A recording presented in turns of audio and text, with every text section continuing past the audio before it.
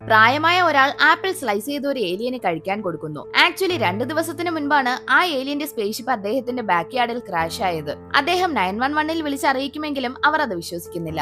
ഒരു ദിവസം അദ്ദേഹത്തിന്റെ ഫ്രണ്ടായ ഒരു ലേഡി വീട്ടിലേക്ക് വന്നതും ആ ഏലിയനെ കണ്ട് ഷോക്കാവുന്നു.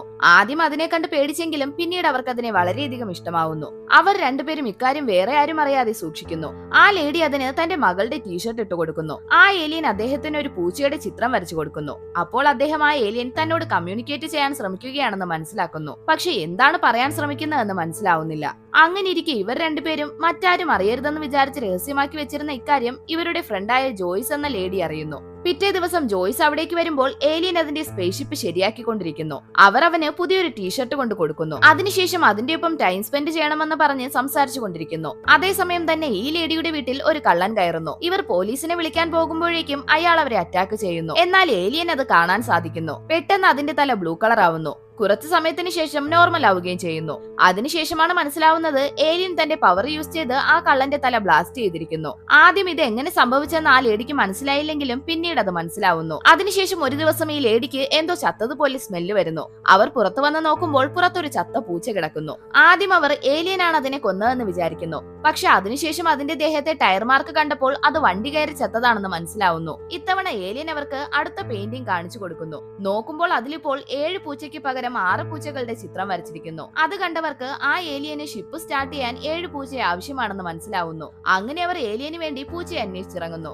ആദ്യത്തെ ദിവസം ഈ ലേഡിയും ഇദ്ദേഹവും പോയി 2 പൂച്ചയെ കൊണ്ടുവരുന്നു. പിറ്റേ ദിവസം ഈ ലേഡി പുറത്തുപോയി 3 പൂച്ചയെ കണ്ടെത്തുന്നു. ഇനി അവർക്ക് ഒരു പൂച്ചയെ കൂടി വേണം. ഇദ്ദേഹം ജോയ്സിന്റെ രോഗബാധിതനായ പൂച്ചയെ കൊടുക്കാമെന്ന് പറയുന്നു. ആദ്യം അവർക്ക് ദേഷ്യം വരുമെങ്കിലും പിന്നീട് അതിന് സമ്മതിക്കുന്നു. അങ്ങനെ അവർ ആ പൂച്ചയെ ഏലിയന്റെ മുന്നിലേക്ക് കൊണ്ടുവരുന്നു.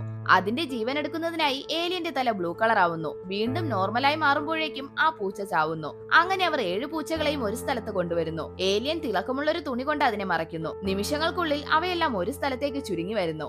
അടുത്ത നിമിഷം തന്നെ റെഡ് കളർ റൂബിയായി മാറുകയും ചെയ്യുന്നു. അതാണ് ആ ഷിപ്പ് പറക്കാൻ ആവശ്യമായ എനർജി. അത് ഷിപ്പിന്റെ എഞ്ചിനിലേക്ക് വെച്ചതും സ്പേസ് ഷിപ്പ് പവർ ഓൺ ആവുന്നു. അവർ 3 പേരും അത് കണ്ട് അതിശയത്തോടെ നോക്കി നിൽക്കുന്നു. അപ്പോഴേക്കും സ്പേസ് ഷിപ്പിന്റെ ലൊക്കേഷൻ കണ്ടുപിടിച്ച് ഓഫീസേഴ്സ് അവിടേക്ക് വരുന്നു. ആ ഏലിയൻ അവരെ 3 പേരെയും ഷിപ്പിനകത്ത് കയറാൻ പറയുന്നു. അദ്ദേഹം ആദ്യം കയറാൻ മടിക്കുന്നു. എന്നാൽ ആ ഓഫീസേഴ്സ് നിർത്താതെ ഡോറിൽ തട്ടുമ്പോൾ വേറെ വഴിയില്ലാതെ 3 പേരും ഷിപ്പിൽ കയറുന്നു.